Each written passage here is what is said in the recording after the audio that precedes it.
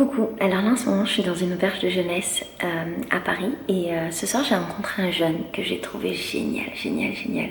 Et on a eu une discussion à propos de l'adoption parce qu'en fait c'est un jeune qui vient du Togo et qui a été adopté quand il était tout petit par des Suisses.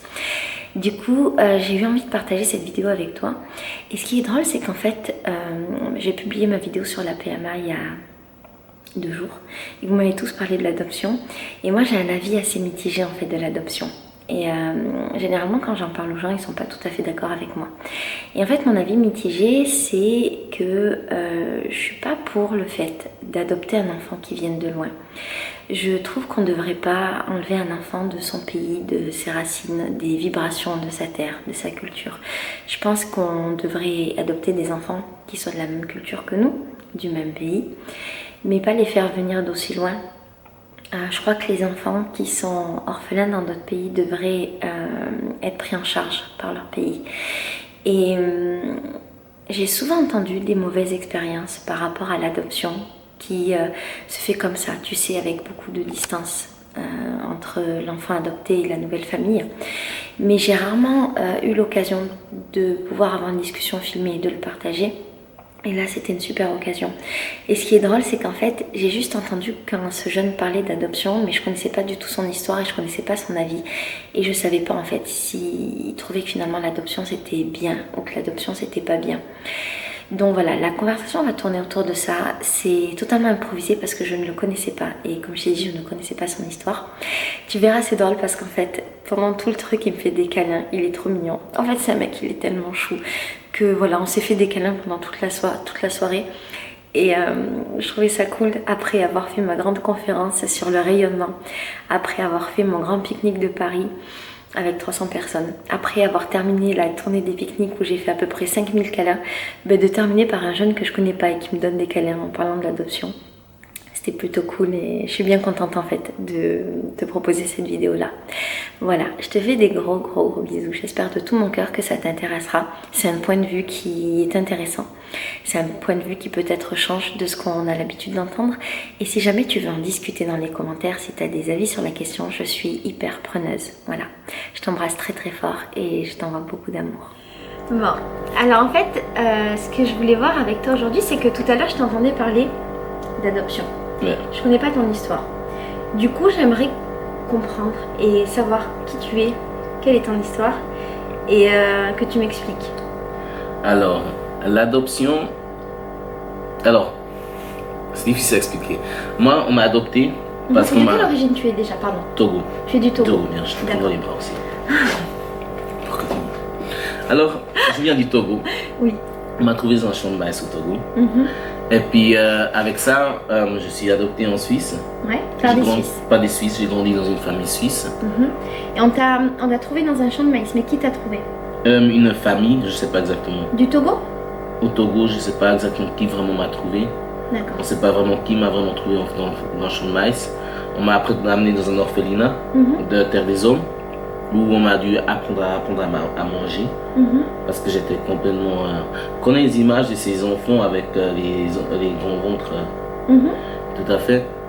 On a dû m'apprendre à manger, et puis après du coup là, j'étais dans l'orphelinat et tout. T'avais quel âge? À peu près 1 an, disons.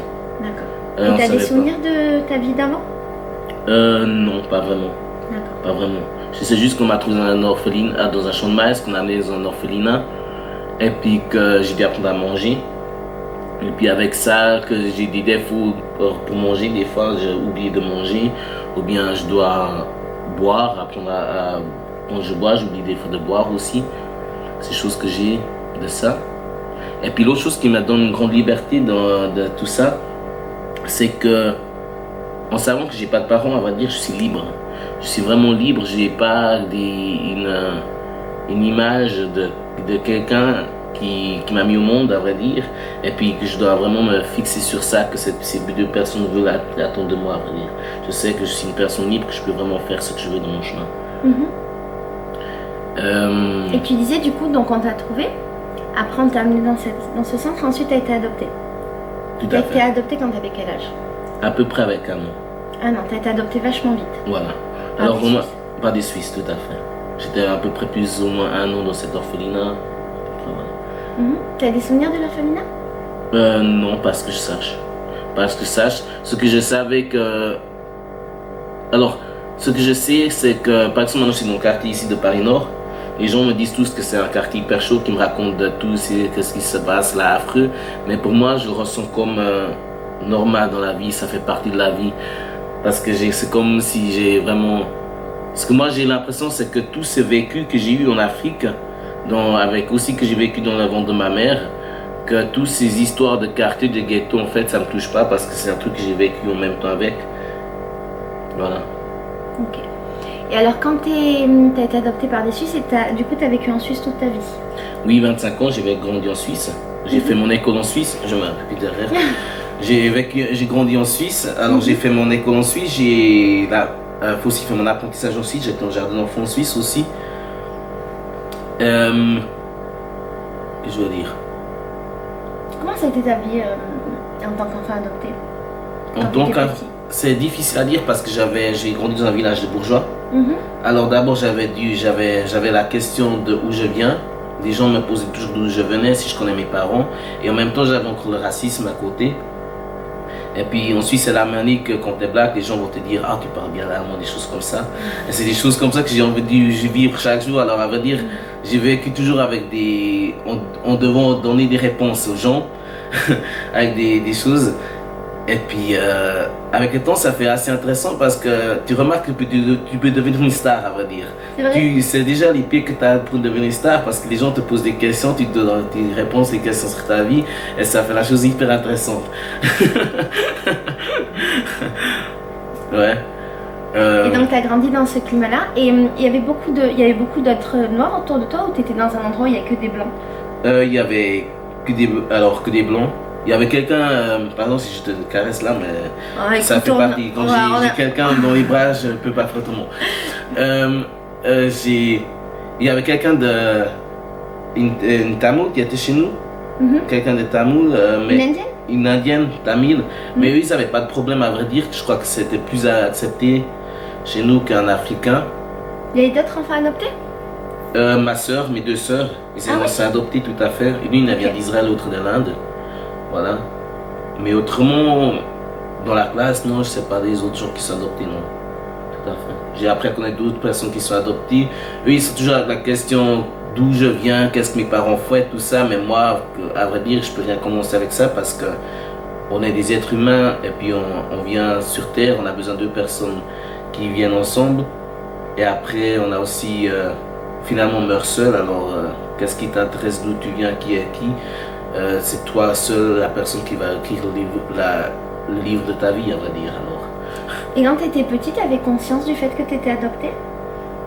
À partir de quand tu as compris en fait? C'est difficile à dire. À partir de quel âge? À peu près 10 ans, là autour, 8 ans, 10 ans. Ça m'était clair que je suis adopté et puis à partir de là, j'ai remarqué que j'ai en fait une grande liberté. Ouais. Et tes parents qui t'ont adopté, ils étaient blancs? Ils étaient blancs tout à fait. Et avant d'avoir 10 ans, t'avais pas compris que c'était pas tes parents naturels? Si, sûrement, j'ai tout, mais comme quoi j'avais grandi alors j'étais dans l'orphelinat, orphelinat en Afrique. Je crois qu'avec ça m'a de toute façon pas vraiment posé de problème et de questions qui est avec, si c'est vraiment mes parents ou pas. Et puis dès le début, je me suis dit, à vrai dire que j'ai pas de parents. Ah ouais, même si tu étais chez eux? Même que j'étais chez eux, à vrai dire, c'est assez tôt. C'est ça qui a aussi fait que j'ai pas vraiment eu la connexion de mes parents. Peut-être que je dois aussi m'excuser auprès d'eux à cause de ça, parce que je ne me suis pas trop connecté à cause de ça, parce que je savais qu'en fait, ce sont que des gens qui m'élèvent et puis qui me montrent la vie. Et après, quand ce sera fini, je peux faire mon chemin, prendre mon propre chemin que je veux. Ah ouais? Voilà. D'accord. Donc, tu n'as jamais créé le lien avec tes parents adoptifs? Non, pas à 100%, non. Et tes frères et sœurs, eux, ils avaient réussi à créer le lien avec eux ou pas? Je crois que ma grande sœur, elle a réussi à faire très bien le lien, mais pas toujours avec une énergie ok, à vrai dire.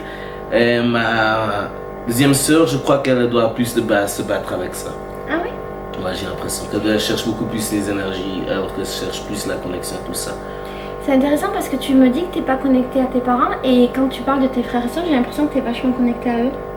Non, c'est pas que je suis connecté, c'est que du point de vue que je savais que je suis. Alors, que j'ai remarqué que je suis adopté, je me suis très vite intéressé à la psychologie.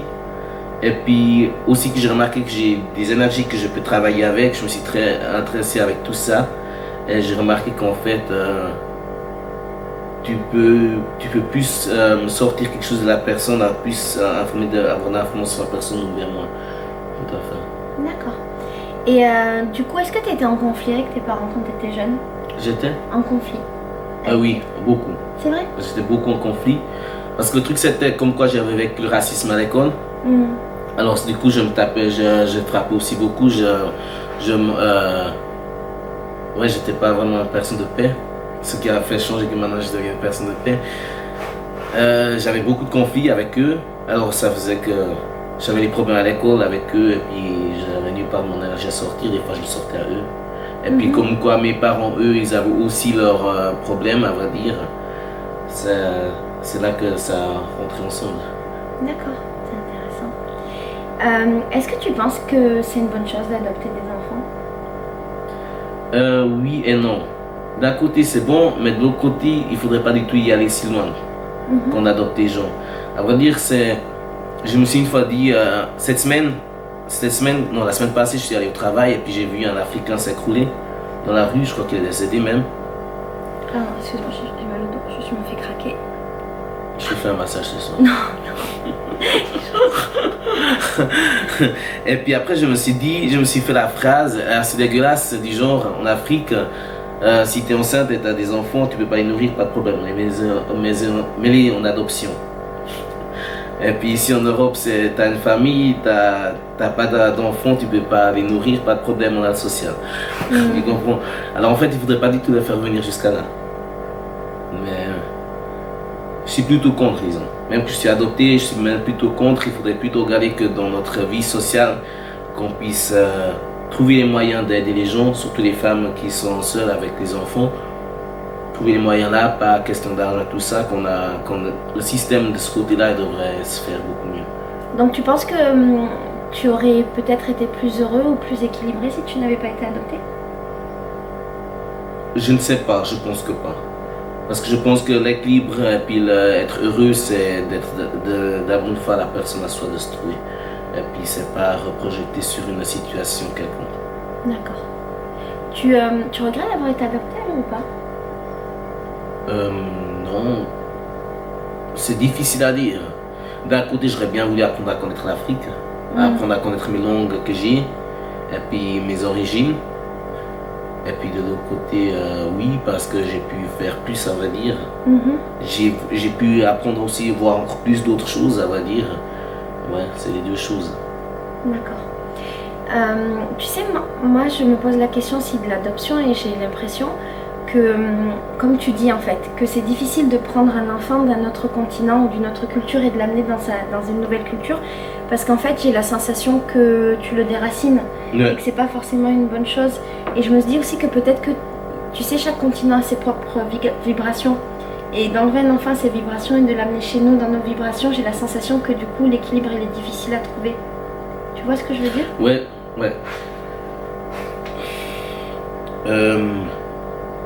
Il y a les deux. Alors c'est difficile à dire. Moi j'ai sorti le point positif. Parce que j'ai toujours eu des problèmes d'écriture et des choses comme ça à l'école. Alors du coup je me suis m'appris les choses moi-même dans tout ça. Et puis attendez, me donner la pression, je vais repartir sur ça. Non, ah ouais, de tout ça, les trucs culturels. Et puis je dois dire, en fait, en point culturel, c'est un plus pour l'humanité.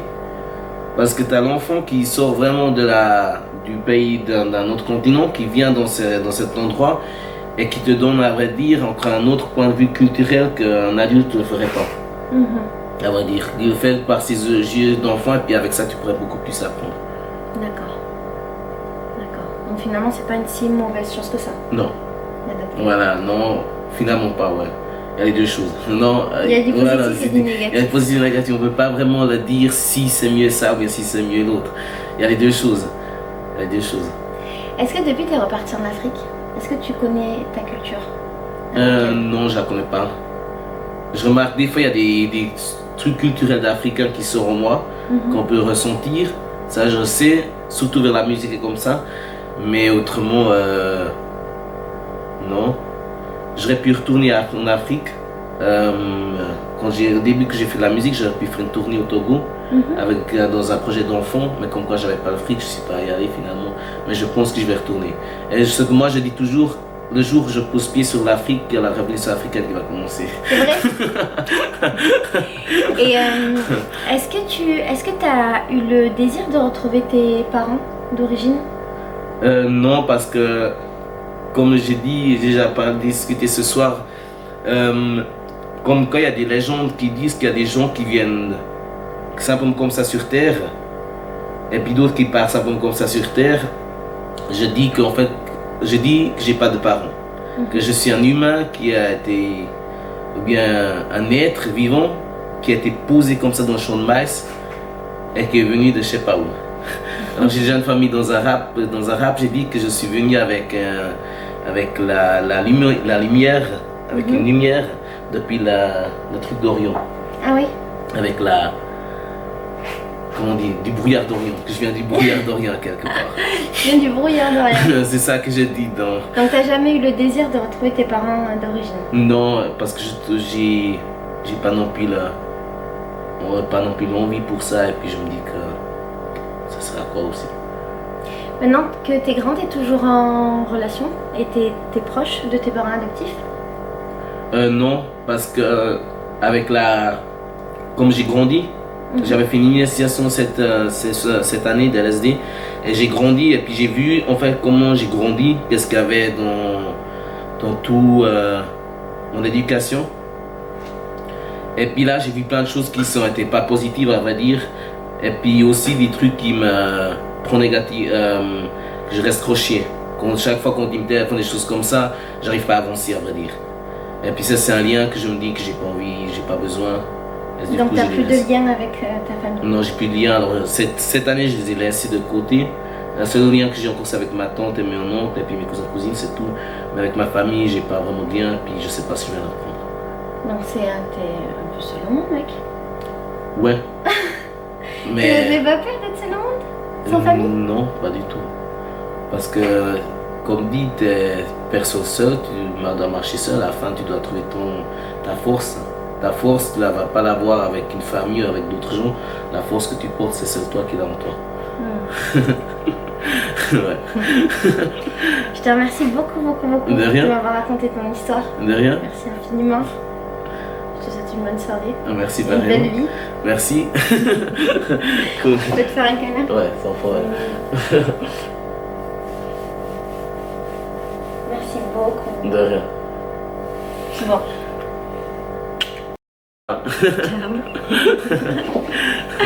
C'était chouette.